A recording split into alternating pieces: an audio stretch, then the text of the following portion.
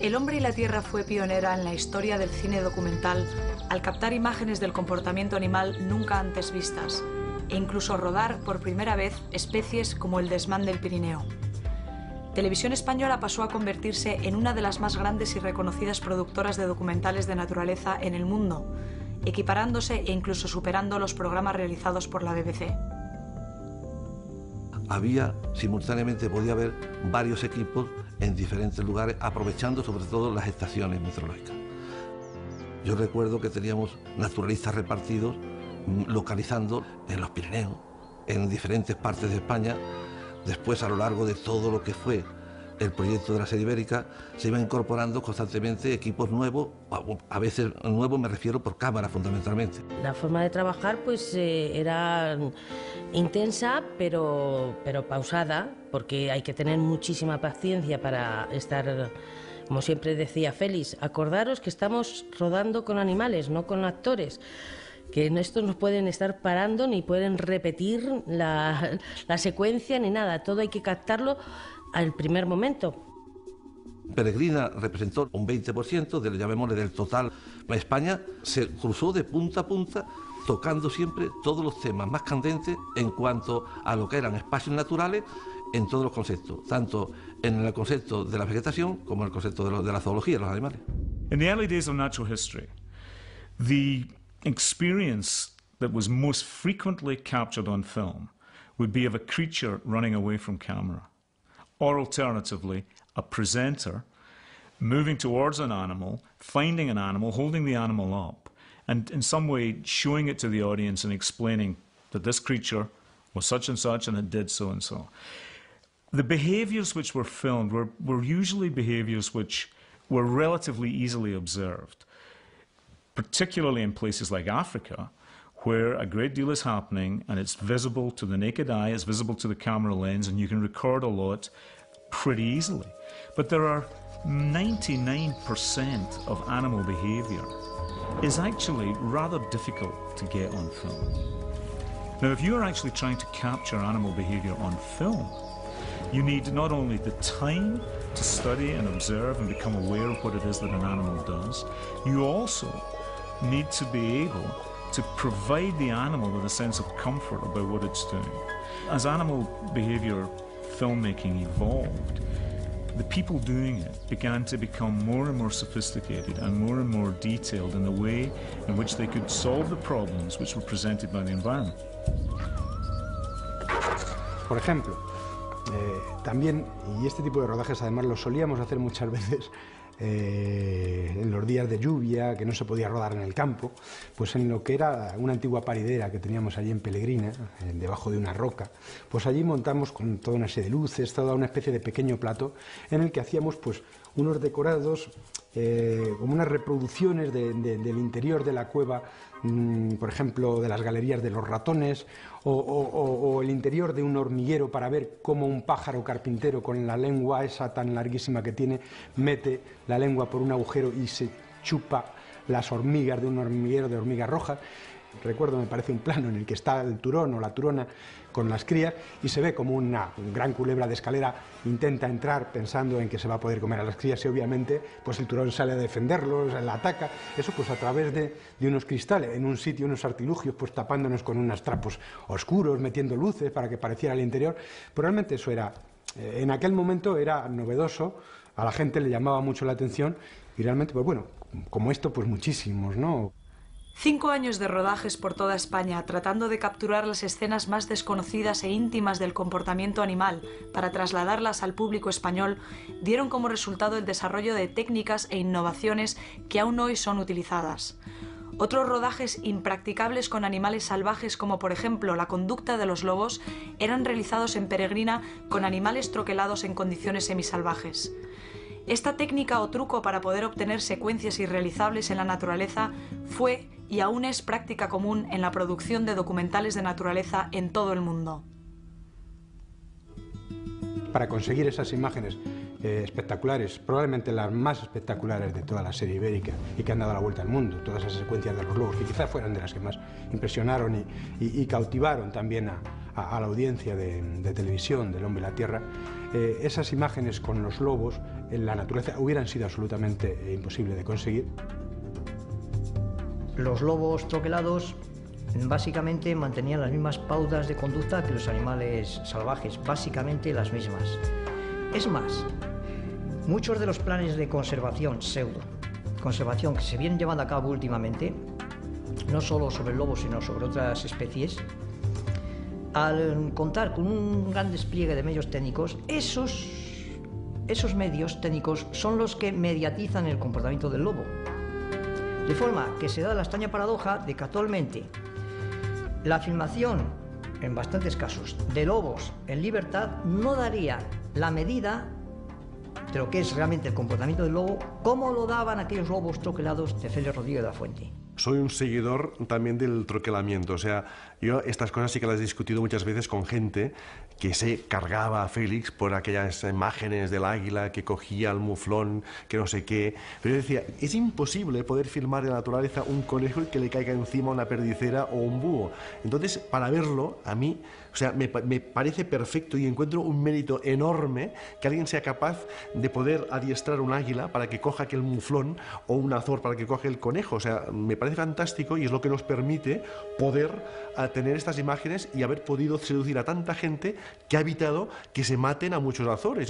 O sea, por un azor troquelado, por una águila real troquelada, que no le pasa nada, que vivían perfectamente, me lo imagino, o sea, debía ser el azor que mejor vivía del mundo, gracias a Félix, pues gracias a esto, a este azor y a la labor de Félix troquelándolo, pues había mucha más gente concienciada y esto salvó a miles de azores y a miles de águilas.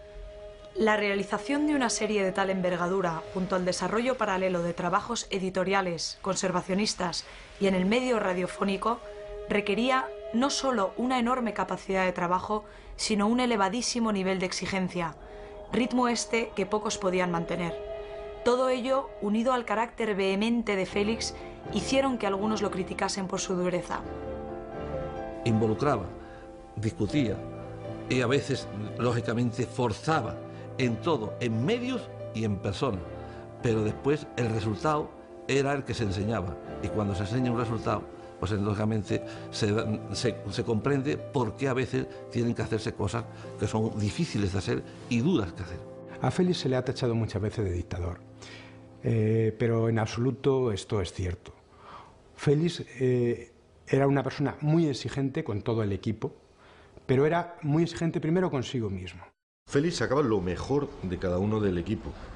Yo estoy seguro, he trabajado con muchos otros equipos posteriormente, incluso dirijo equipos de rodaje en documentales. No es fácil lo que hacía Félix. Félix tenía una humanidad explosiva, lo que te activaba y te incentivaba a la hora de trabajar. Yo recuerdo que en la cueva, con el helicóptero, Félix incluso llegó a decirnos si queríamos o no queríamos hacerlo porque nos estábamos jugando el pellejo. Un helicóptero al lado de una pared, batiendo con las hélices a escasos metros de la pared y descolgándonos con cuerdas para bajarnos a una cueva. Y todo el mundo dijo que lo hacía.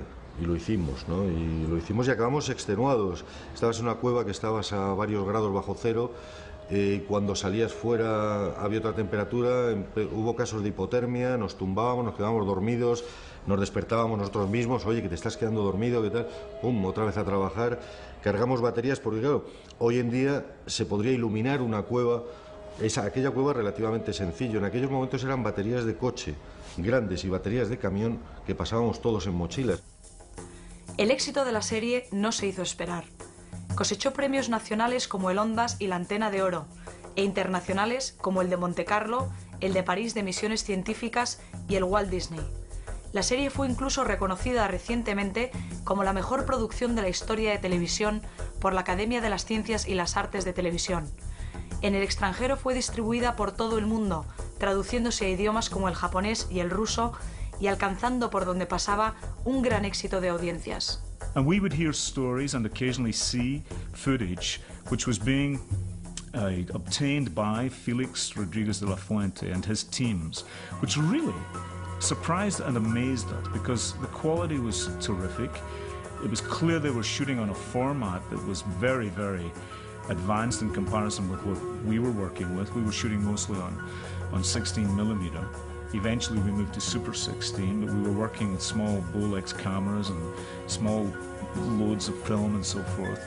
And it was obvious that here was a production unit who were going into areas with the extraordinary elaborate and very advanced for us in those days equipment, like 35mm cameras and so forth, and getting terrific behavioral stories. La gran calidad cinematográfica de la serie la hizo destacar en la pequeña pantalla. Sin embargo, el éxito continuado a lo largo de toda su emisión se debe no solo a las imágenes, sino a la particular forma que Félix tenía de contar la naturaleza. Nunca se escribieron guiones, ya que Félix improvisaba la narración sobre la marcha. Quizás esta forma de trabajar imprimía un carácter vívido y apasionado a las historias narradas. Él era un hombre de fe, tenía fe en lo que estaba haciendo. El tesón, que son fe y tesón unidos, es algo muy importante. Era un hombre culto, era un hombre apasionado, como se dirá muchas veces, porque eso no lo podía evitar.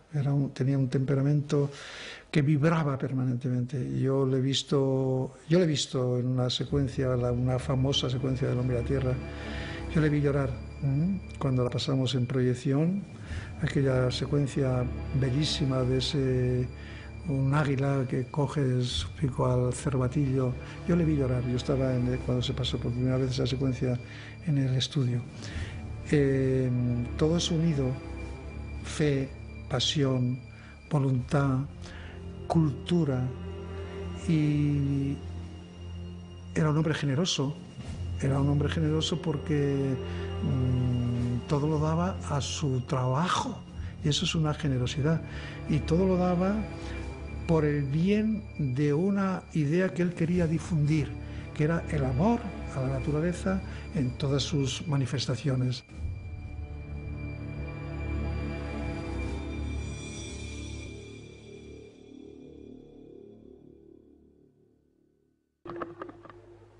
Cuentan los Yanomamos que en el principio de sus tiempos y de su raza, solamente un Yanomamo mítico y egoísta poseía el fuego.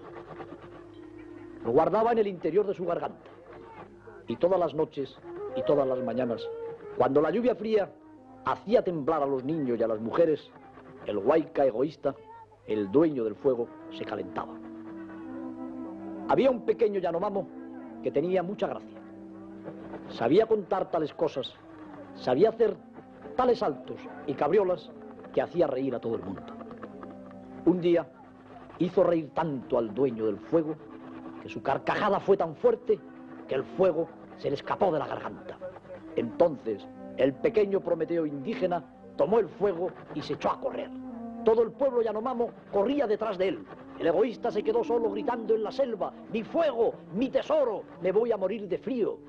Pero los Huaycas se fueron y se llevaron el fuego. Y ahora tienen el fuego.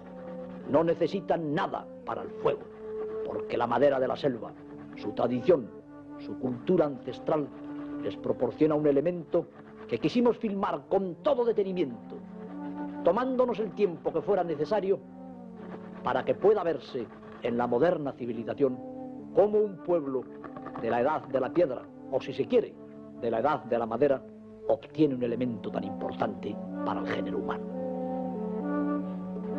Pero fijémonos bien en cómo se llamaba la serie: El hombre y la tierra. La primera palabra no era los lobos, las mariposas, la fauna ibérica, no, el hombre y la tierra. Es decir, que Félix tenía, sin duda ninguna, en su altar al ser humano. El hombre no puede ser estudiado separado del planeta en el que ha vivido durante millones de años.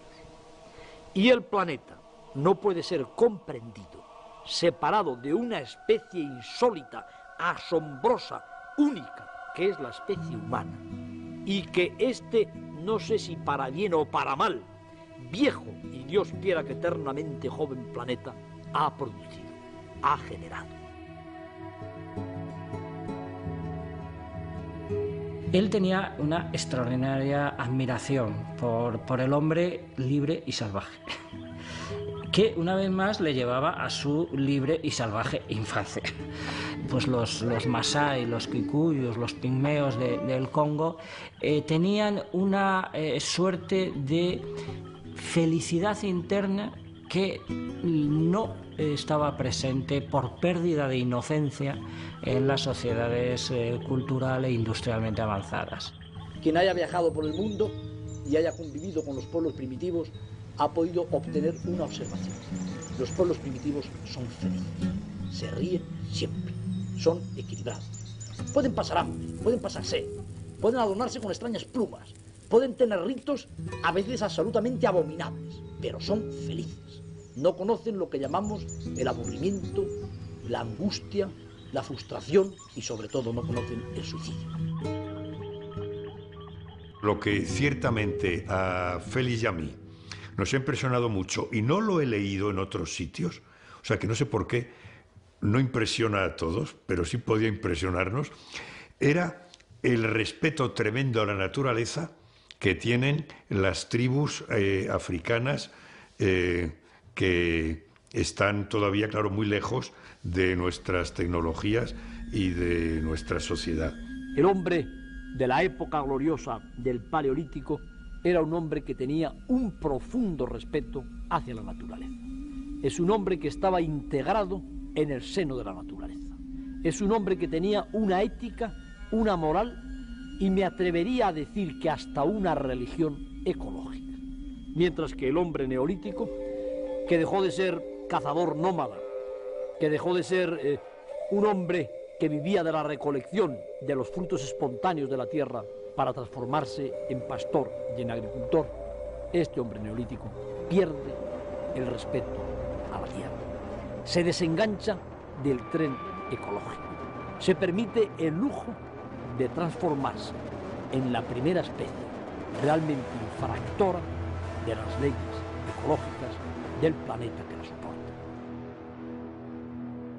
Cuando tenía tantísimo trabajo y se levantaba por la mañana diciéndome, he dictado toda la noche, he hecho un libro entero y no he dormido nada, estoy absolutamente agotado. Lo primero que hacía es coger y marcharse a África. Ahí cortaba todo y volvía a rebobinar, volvía a empezar y otra vez en España empezaba de cero. Es decir, que África le reestructuraba totalmente mentalmente también y le equilibraba. Comienza en sus primeros viajes a África para hacer reportajes sobre África, vuelve absolutamente entusiasmado, eso yo lo viví en primera persona porque estábamos juntos cuando tenía que ir a vacunarse del tétanos o de la fiebre amarilla, etcétera, con toda esa preocupación además que tiene un ibérico a que le pinchen y a ir a un país que no sabe el idioma, que no sabe qué es lo que va a haber, pero viene absolutamente entusiasmado y comienza ya a diseñar su gran proyecto de su vida, que es recorrer el mundo, ver la naturaleza, hablar de la naturaleza a nivel mundial, hablar con los indígenas. Bueno, yo creo que más feliz que feliz. Cuando Durandal, su halcón favorito, acuchillaba a una perdiz en lo alto y se oían los cascabeles y caía la perdiz.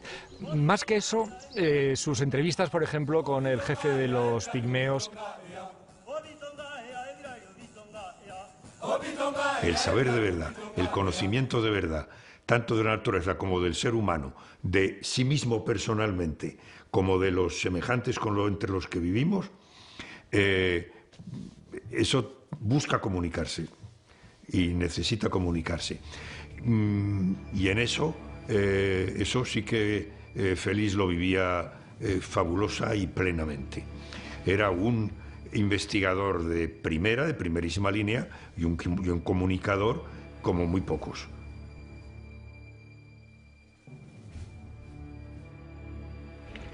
Quizás se me había olvidado decirlos, aunque en cierto modo lo diga cada día, que la base del tema que les vamos presentando desde hace ya casi 2 años, que el espíritu de estos programas de animales es la protección.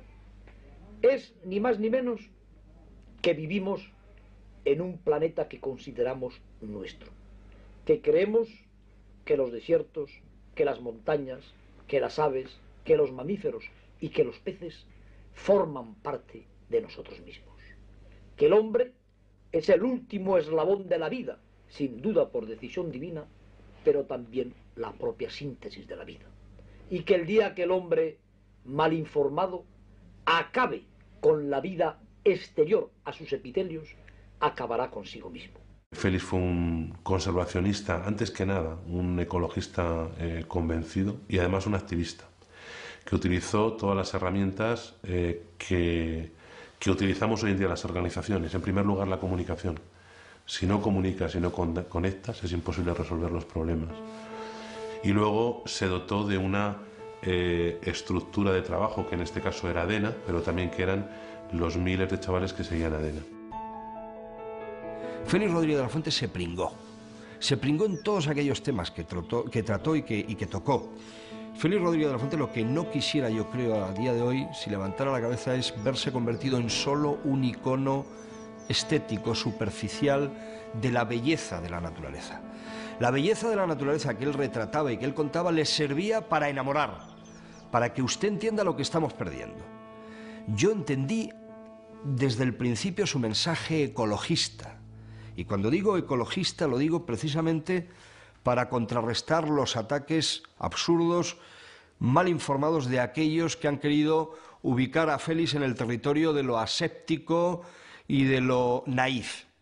Félix Rodríguez de la Fuente era importante por eso, porque su mensaje era moderno, importante y absolutamente comprometido con el futuro y con la historia. Cuando ya es famoso, tiene una serie de comportamientos que yo considero que no son normales. Que Félix luchara por crear la primera reserva, como es la reserva de Montejo, en el año 75, cuando tenía trabajo por un tubo, estaba haciendo la serie del hombre y la tierra, acababa la enciclopedia mundial, la primera, estaba empezando con la segunda, tenía compromisos de charlas, de reuniones, de historias, todas las del mundo, ya tiene una agenda de estas de no dormir. Y se coge y se va con unos chavaletes a hacer una acampada a pie del cañón, allí en los acantilados de la sierra esta de Segovia, o luego le ves en Cabrera creando un grupo para ver si hay manera de evitar las maniobras militares que están bombardeando aquella isla. En Gallocanta, intentando que no me desequen la laguna porque estaba a punto de secar. En Daimiel, haciendo lo mismo, que eso fue anterior. Posteriormente, en el cañón de Añisclo, intentando que no se hiciera ahí un embalse, ¿no? Todo eso está documentado y hay gente que lo vivió en primera persona, por no mencionar la etapa inicial de ADENA en el año 70, cuando compran los asturcones que quedaban salvajes y salvan esta raza de caballo silvestre que hay en Asturias. Félix era importante, entonces tenía acceso al poder y podía cambiar cosas. Con su desaparición, el movimiento social de conservación de la naturaleza perdió una conexión con las altas esferas importantísima, que solo ahora está recuperando, no porque haya figuras tan emblemáticas, tan atractivas, sino porque los que deciden se acercan a los conservacionistas, porque saben que es importante, ¿no? Entonces, en ese sentido estoy seguro que no es casualidad. Yo estaba con Félix Rodríguez de la Fuente cuando él quiso hacer de Daimiel un parque nacional y fue él el que consiguió que se hiciera. Tuvimos un primer almuerzo en el que a mí me impactó, me produjo un impacto tremendo, tremendo. Nos dominaba a todos. Él era muy joven entonces y yo también, yo tenía 36 años, me había nombrado ministro hacía poco, pero yo tenía 36 años. Y era un hombre que dominaba la conversación y nos dominaba a todos con el aluvión de palabras, con una manera de decir las cosas verdaderamente sorprendente. Tenía la vida se le iba en cada palabra, ¿verdad? Tenía una pasión tremenda. Y aquello para mí fue extraordinariamente grato y empecé a descubrir un mundo que, bueno, yo conocía, pero no tan próximo como era la naturaleza vista a través de Félix, que es otra cosa. Félix, en el tú a tú, en el cuerpo a cuerpo de una vida ministerial, una vida política, aportaba conocimiento, aportaba ideas y sugería cosas. De tal modo que a lo largo, por ejemplo, de aquellas conversaciones que yo mantenía con él, nos ayudó en algunas declaraciones de algunos parques nacionales. Cuando se discutía la ley del Parque de Doñana, Félix estuvo colaborando con nosotros. cuando se discutió el tema de las tablas de Daimiel, Félix colaboró con nosotros. Tenía una visión muy global de lo que estaba pasando en el mundo, tenía una conciencia muy global, algo que es muy sorprendente, porque en los años que hablamos, años 70, todavía no había existido ni la cumbre de Río, ni existía la teoría Gaia, ni nada de esto, pero si tú te pones a mirar, Félix ya tenía muy claro cómo todo lo que estaba pasando en el mundo estaba interconectado, cómo todo formaba parte del mismo, y el hombre también dentro, que eso en realidad es hoy en día la base, la filosofía del tan hablado y manido desarrollo sostenible. Es decir, que eso, sin esas palabras, Félix ya hablaba de ello. Era una visión tan integradora que rompía con algunos de los esquemas de entonces en que ya había algunos ecologistas situándose en posiciones extremas. Es decir, el agricultor es el enemigo porque cultiva o porque fumiga o porque abona o porque etcétera, mientras que nosotros somos los protectores. Él entendía que ahí tenía que haber una relación, y yo creo que cuando la Unión Europea hoy habla de la multifuncionalidad de la agricultura y habla de los agricultores como guardianes de la naturaleza, etcétera, de algún modo está recogiendo el mensaje de Félix. Se crean los campamentos de Montejo de la Vega, que tienen una función muy importante en entender el movimiento ecologista en España, porque por Montejo de la Vega pasan cientos y cientos y cientos de chavales en verano, en una época en que no había, estaban los campamentos de la OGE y poca cosa más, en unos campamentos donde los chavales iban a aprender de naturaleza, a convivir, y donde se crea un espíritu muy emocionante de que hay que comprometerse con la conservación del medio natural y la defensa de la naturaleza. De esos campamentos sale una cantera que todavía puedes ir encontrando por toda España, gente de 40 años, normalmente 30 y tantos, 40 años, a los que les marcó profundamente. Pero es que Félix aportaba a la chavalería de este país altura, nivel. Entonces uno salía al campo sabiendo lo que era una egagrópila, o sea, lo sabía. Y el lirón careto no era el ratoncillo, no, era el lirón careto. Y el trote lobero, pues era esa cosa que Félix nos había contado, que era la manera de andar de un lobo. Lobo, tú lo distinguías de un perro o de un zorro por el trote lobero. Bien. Eso, yo que era un chaval del puente de Vallecas, yo que era un chavalito de la España profunda y cañí, de repente me conectaba internacionalmente con el Serengeti, con el Savo. Yo sabía quiénes eran los Yanomamo, Yanomami, lo sabía perfectamente. Sabía dónde estaba Venezuela, sabía dónde estaban pues esas maravillosas formaciones rocosas de Roraima y de tantos los tepuy venezolanos, ¿no? Conocía muy claramente el llano venezolano, el hato del frío. Yo en Vallecas, en mi colegio de Vallecas, mientras me comía el bocata con mis compañeros del colegio, yo hablaba del hato del frío, que está en Venezuela, es el llano venezolano donde vive la anaconda, es el reino del chihuire o de la capibara. Pues joder, yo hablaba de aquello como si lo hubiera parido. Y eso lo consiguió Félix. Y eso los chavales lo agradecimos. Él fue un elemento de cohesión. Cuando comenzaba aquella sintonía de Antón García Abril, que todos la tenemos pum pum pum pum, que empezaba, que en fin, ya sabíamos, todo el mundo, toda España, en aquel momento nos sentábamos todos a ver qué nos decía Félix. Pero él era el mensaje principalmente. Él era el que nos transmitía ese amor por los animales, pero era él. Todas las viñetas, todos los comentarios, he observado que toda una serie de gente, yo les he preguntado, ¿qué hacías cuando murió Félix? Y te pueden decir qué escena.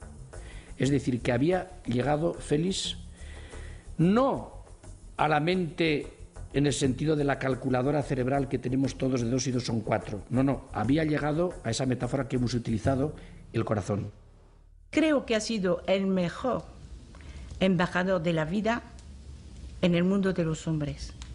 Sin embargo, tengo un gran reproche hacia la vida.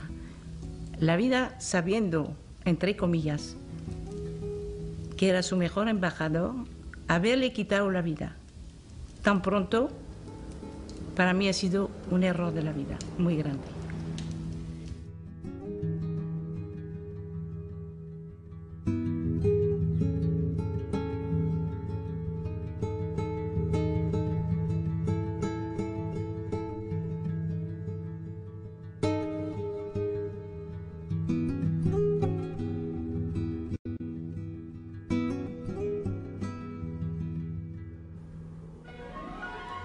El 4 de marzo de 1980, Félix presenta ante el rey y el gobierno en pleno la primera estrategia mundial para la conservación de los recursos vivos y un desarrollo sostenido. A los 6 días viaja a Alaska, donde se reúne con su equipo para rodar el Iditarod, la carrera de trineos tirados por perros más importante del mundo. El 14 de marzo, día de su 52 cumpleaños, Félix, Teodoro Roa y Alberto Mariano toman una avioneta pilotada por Warren Dodson para trasladarse a Nome.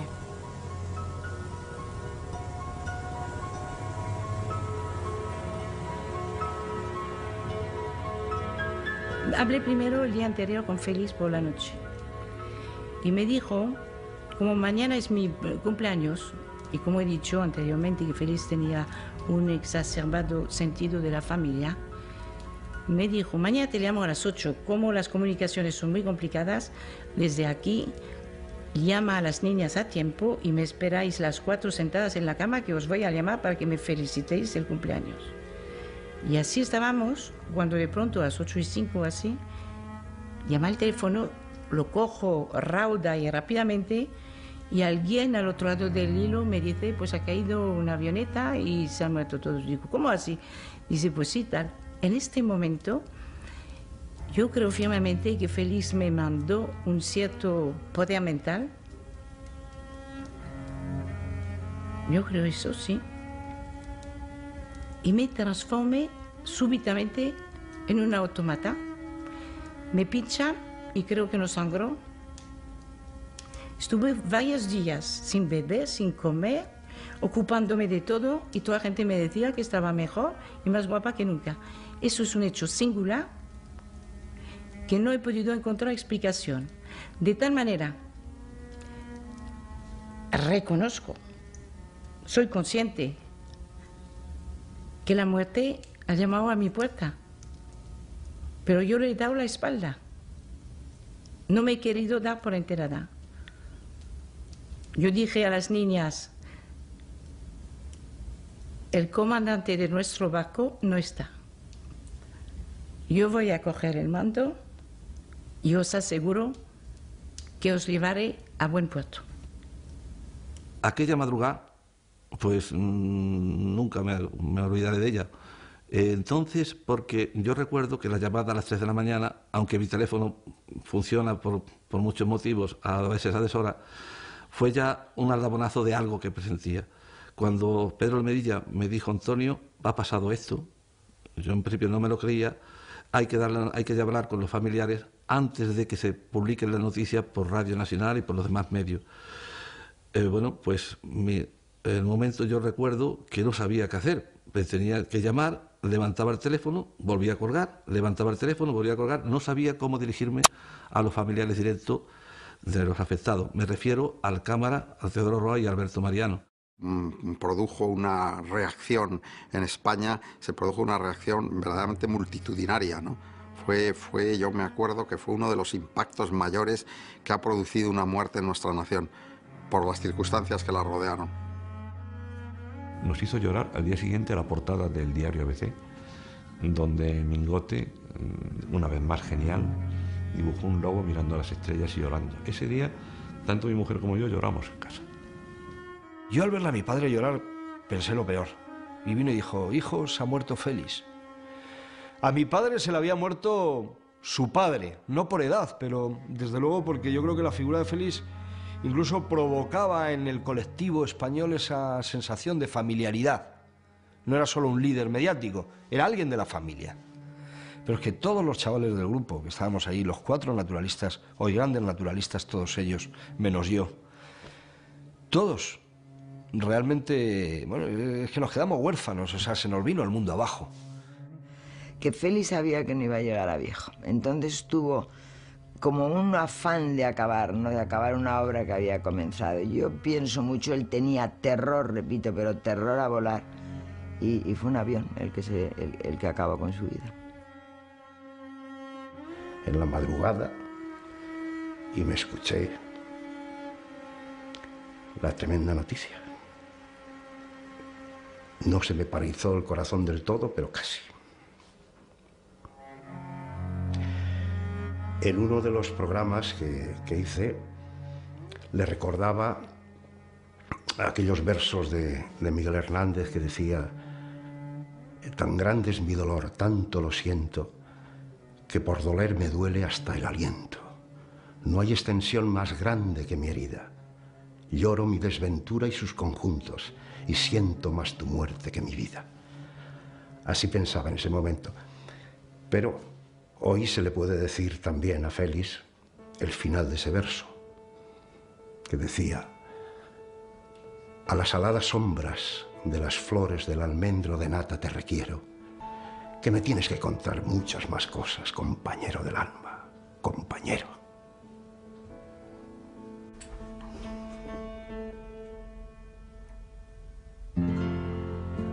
Félix, a lo largo de su trayectoria, desestabilizó los cimientos de una visión fuertemente arraigada de agresión y dominio hacia la naturaleza, lo que consiguió adentrándose en todos los ámbitos con el fin de despertar el innato sentido de pertenencia y respeto a la tierra que todos albergamos.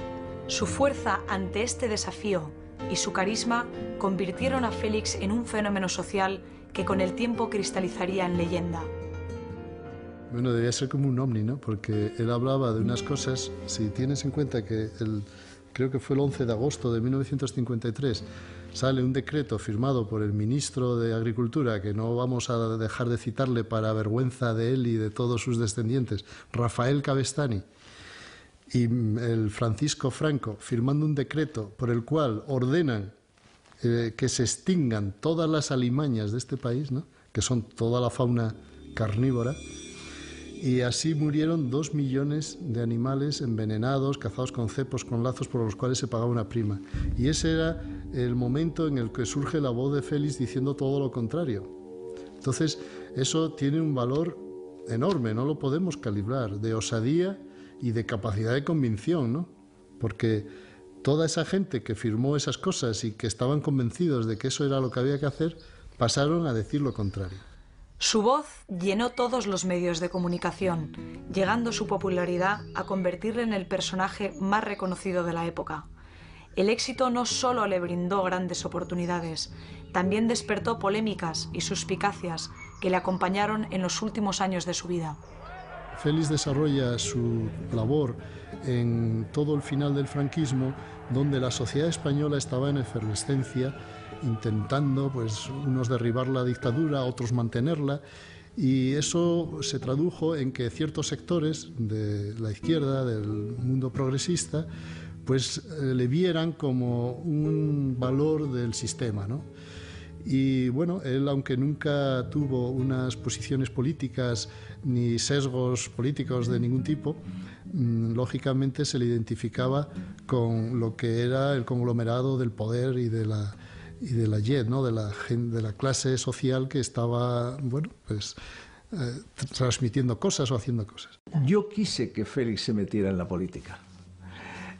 Y además fue una gestión que hice personalmente sin consultar ni al presidente de gobierno entonces, Adolfo Suárez, ni a nadie. Un día en un almuerzo de aquellos le dije: oye, Félix, yo te necesito en la política. Tú no te meterías en la política con nosotros, con la UCD, claro. Me interesaba que estuviera con nosotros, porque comprendía el enorme gancho que tenía y el atractivo que tenía Félix. Era una potencia. Y entonces me dijo de inmediato que no. Reaccionó de inmediato. Me dijo: no. Pero hombre, Félix, esto es una oportunidad, fíjate tú, con la capacidad que tú tienes y lo que puedes hacer en el Congreso de los Diputados, defendiendo la naturaleza y tus ideas y tus cosas y tal. Y entonces me contestó muy sensatamente, me dijo: primero, la política es muy efímera. Si yo entro, a lo mejor voy a ser diputado 4 años y luego no voy a serlo. Y en ese momento los otros partidos me verán como una persona de partido y no como una persona independiente. Y yo necesito ser independiente. Segundo, yo defiendo mejor lo que defiendo desde la televisión y con mi voz y con mis trabajos y con mis cosas que desde la tribuna política.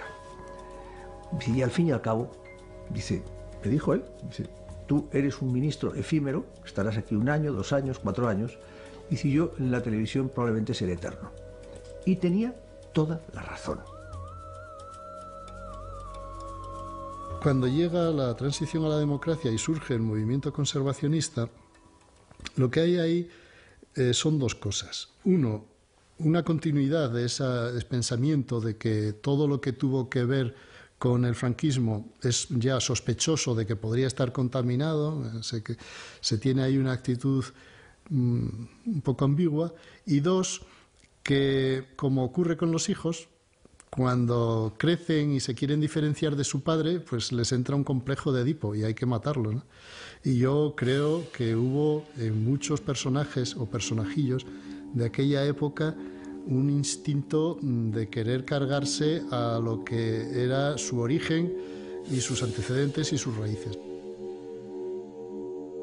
Félix no crea la dicotomía ecologismo-conservacionismo, ni muchísimo menos, él no lo crea, pero él está muy contento de que ocurra. Él lo hablaba, dice, alguien tiene que decir estas cosas, pero no voy a ser yo. Yo tengo que decir otras, y nosotros tenemos que luchar por otras cosas, pero en el fondo estamos haciendo lo mismo, que estamos luchando por el mismo punto. Él hablaba de sus cachorros de lobo que se le habían independizado y le habían enseñado los dientes, pero nada más.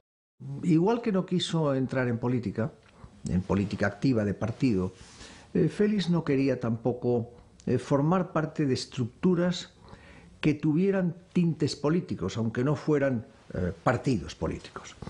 Y casi todas las organizaciones que en aquel momento se vestían con el traje de la naturaleza, casi todas tenían detrás algún partido político o alguna ideología política. Y yo creo que él quiso preservar su idea de la naturaleza del mundo político, es decir, esto sobrevuela como el águila por encima de todo. Y en aquella época, bueno, yo pasé de tener una admiración y un amor ciego de jovencito por Félix a tener mis reservas y mis precauciones hacia el personaje por influencias de personas que encontré en Madrid, colaboradores suyos, que, bueno, yo observaba que aquello algo pasaba, ¿no? Había una serie de historias raras en las que se le criticaba pues los temas estos típicos de las filmaciones, que si eran con animales en cautividad, que si era un hombre muy exigente con su equipo, que si tal, que si cual. Y lamenté mucho aquella influencia negativa porque impidió que me acercara más a él. Hubiera podido hacerlo desde el país. E incluso que durante años tuviera yo un pensamiento de que no era tanta cosa la figura como yo pensaba cuando era más joven. Sin embargo, luego el desarrollo de los acontecimientos me ha demostrado que aquellos comentarios y aquellas actitudes eran pura envidia de gente que le había tratado y que lo que no veían claro era que fuera tan desbordante su líder, su personaje. Y bueno, vi que el valor que tenía la labor de Félix era enorme, ¿no? La palabra enemigo en todo su sentido, yo creo que es una palabra que no tenía en su diccionario. No sabía lo que significaba. Encontraba siempre una justificación a todo. Si este hace eso, es por eso. Si el otro hace eso, es por eso. Pero no minimizaba ni ninguneaba la calidad humana de cada ser humano. Félix era un hombre de valores y de principios. Hay que empezar por ahí. Y ponía muchísima importancia a la figura de la familia, al núcleo familiar, a la figura de la madre. Y no es que tuviera mucha experiencia en ese campo, pero jamás podía imaginar que un ser podía ser tan feliz en medio de su familia. La economía del domus de la casa era el campo mío. Félix jamás ha sabido lo que tenía en cuenta corriente. Mejor dicho, creo que no sabía ni rellenar un cheque. Así con todo, le gustaba que sus hijos tuvieran una buena calidad de vida. Le gustaba el coche, no por su forma, sino por su potencia. No me hubiera extrañado de no haber hecho todo lo que había hecho o que ha hecho, que se hubiera dedicado a Fórmula 1, le hubiera chiflado. Le gustaba que la casa tuviera buena calidad, porque es como sabía que su mujer estaría feliz, pero le hubiera dado lo mismo que vivía en una tienda de campaña. Yo a Félix lo recetaría para gente deprimida, simplemente que se tomen una cerveza con Félix. Es decir, transmitía unas ganas de vivir, un entusiasmo, un cariño, pero hablando de las nubes. Es decir, que te puede hablar de las nubes y dice, ¡Jáuregui, mira qué nubes! Y te hace una descripción de las nubes que dices, ahí va. En el momento que entraba Félix en la cafetería, era todo el mundo alrededor, oye, y esto y lo otro, preguntando. O sea, es que atraía al personal y jamás le he visto un mal gesto. Y tú, pues vamos, lo que dice del ser humano, tuvo gracia. Una de las veces fue uno de allí y dice, bueno, pero vamos a ver, ¿cuál es el animal más bonito del mundo? Y Félix se queda mirando y dice, pues hasta ahora que yo sepa, Marilyn Monroe. Siempre me he preguntado qué hubiese pasado en España sin Félix. O sea, seguro que estaríamos atrasados en temas de conservación y seguro que no habrían salido tantas personas, igual ni yo, con tanta emoción por los temas ambientales. Estoy segurísimo, vaya. Entonces, yo creo que su labor fue enorme, creo que fue un gran creador de semillas y muchas de estas semillas pues han provocado que saliesen, que surgiesen, que naciesen vocaciones muy interesantes para el futuro de la conservación en España. Provocó a la generación siguiente una pasión por la naturaleza y por todas las profesiones vinculadas a la naturaleza que antes no existía, y una manera de entender la naturaleza distinta. Desde ese punto de vista, a mí me parece que España está permanentemente en deuda con él y habría que haber hecho muchas más cosas con él.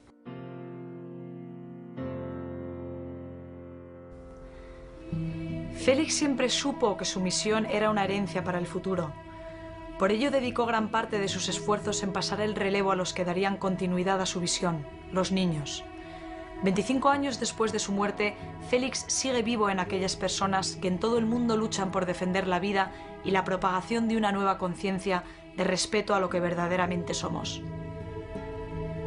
Félix Rodríguez de la Fuente es importantísimo para la nueva conciencia que se generó en la sociedad española sobre una naturaleza a la que temía, porque todavía España estaba en una fase en la que el lobo, el oso pardo, el río, la nevada, eran elementos de la naturaleza casi en contra del hombre. Se pasó a otro lugar, se pasó a llorar cuando una loba movía sus lobendos de cubil cuando el hombre iba a atacarla, ¿no? iba a matarla, aun sabiendo Félix que venía de un territorio lobero y absolutamente pastoril como era el de Burgos, donde él había nacido. Él sabía eso, quería a los pastores, incorporaba el elemento humano siempre ahí, pero tenía muy claro que el animal y la naturaleza, en definitiva, tenía la batalla perdida si alguien no se ponía de su parte. La televisión en este momento es seguramente el principal factor de insostenibilidad y destrucción del medio ambiente que existe, porque está trabajando en el sentido contrario, promoviendo los valores generalmente contrarios a los que precisamente a la defensa de la naturaleza y del medio ambiente, el consumismo, etcétera, etcétera, pero utilizada de forma positiva, es la mayor herramienta que tenemos en este momento para transmitir el mensaje. Entonces, está haciendo cosas interesantes, pero hay que profundizar y hay que poner el acelerador porque es que el mundo lo necesita, es que nos la estamos jugando, ¿no? El uso que hacemos del patrimonio que es la vida es incorrecto. Es decir, sigue todavía sin entrar en la cabeza de la inmensa mayoría que hay que ser responsables con nuestro propio estilo de vida. Es decir, el estilo de vida es el gran antagonista de la vida misma.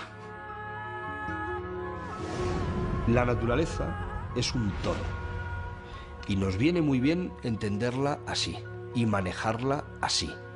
Si no va a ser eso así y vamos a crear compartimentos estancos para la gestión de los recursos naturales, estaremos metiendo a la naturaleza en el mismo saco de los yogures, las botellas de vino, las bolsas de basura, las lavadoras y mis calzoncillos.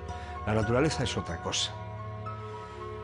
¿Quién puede dar a entender esto a la sociedad? Los que saben. Y los que saben no son siempre oídos. Los últimos problemas serios medioambientales que ha padecido, por ejemplo, España, me estoy refiriendo al Prestige, a la catástrofe famosa de la Costa da Morte, o me estoy refiriendo a los incendios forestales, o me estoy refiriendo a la pérdida de iconos vivientes como el lince ibérico que se nos extingue. Siempre, cuando analizas esas tres cuestiones, por ejemplo, descubres que la política invade todo y no deja espacio a los que saben. Yo, como ciudadano, no consigo en un informativo escuchar 2 segundos tan solo al que sabe. Hola, fulanito de tal, el que sabe de esto va a contarles qué hacer con los incendios forestales. Integrar totalmente los temas de educación ambiental en la cultura, o sea, hasta ahora esto no se ha dado, o sea, a veces parece que es cultura cosas que produce el hombre, pero no es cultura temas de naturaleza, temas de medio natural, tendríamos que integrarlo. Y, evidentemente, demostrar que el desarrollo o es sostenible o no será desarrollo ni será nada porque va a ser una destrucción. Yo creo que hemos traspasado el umbral que Félix anunció siempre que pudo y advirtió de los peligros que conllevaba el deterioro ambiental. Hemos pasado ya ese umbral, ¿no? Entonces ahora nos queda pues adaptarnos a las circunstancias, intentar sobrevivir de la mejor forma, pero como se dijo alguna vez, ha empezado la supervivencia, ¿no? Ha empezado la etapa en la que ya los errores humanos, que además siguen en crescendo, es decir, ahí tenemos a Estados Unidos como gran potencia mundial sin firmar el protocolo de Kioto, queriendo ahora destrozar el Ártico, Alaska, donde Félix murió además, para sacar 4 barriles más de petróleo y prolongar la agonía de la sociedad industrial durante unos meses más.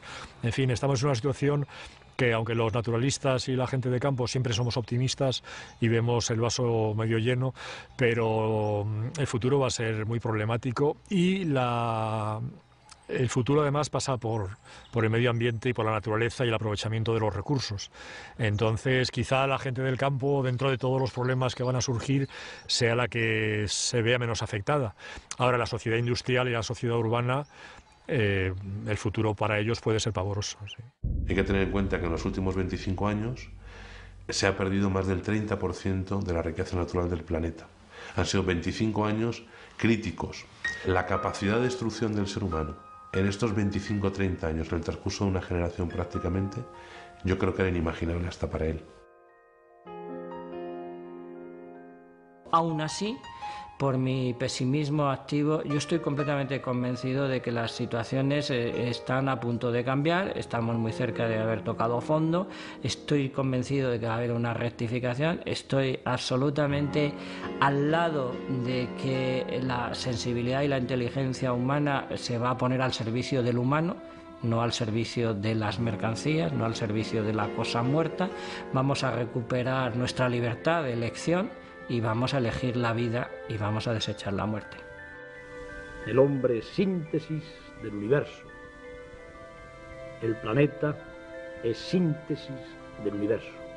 Entre el hombre y la tierra hay el abrazo profundo, el cordón umbilical irrompible que puede haber entre el niño y la madre cuando el niño está en el claustro materno.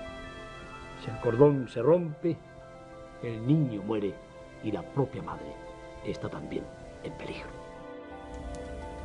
La verdad, quiero dejar ese mensaje para que todos los jóvenes vuelvan a coger el testigo que ha dejado Félix y vuelvan a mentalizarse que el mundo que nos rodea es suyo.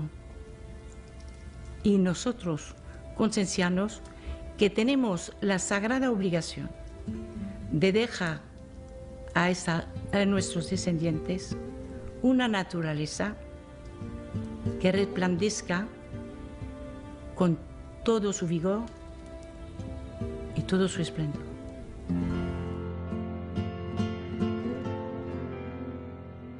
Yo creo que el alma, el espíritu de todos los seres humanos forma como un tejido poderoso que envuelve todo el planeta y que de alguna manera es el que pervive. Yo creo que quien aporta más a esa alma colectiva, a ese acervo cultural colectivo, a ese ser vivo, palpitante, impalpable, que es el ente de la cultura viviente universal, de alguna manera pervive y de alguna manera obtiene un billete para la eternidad.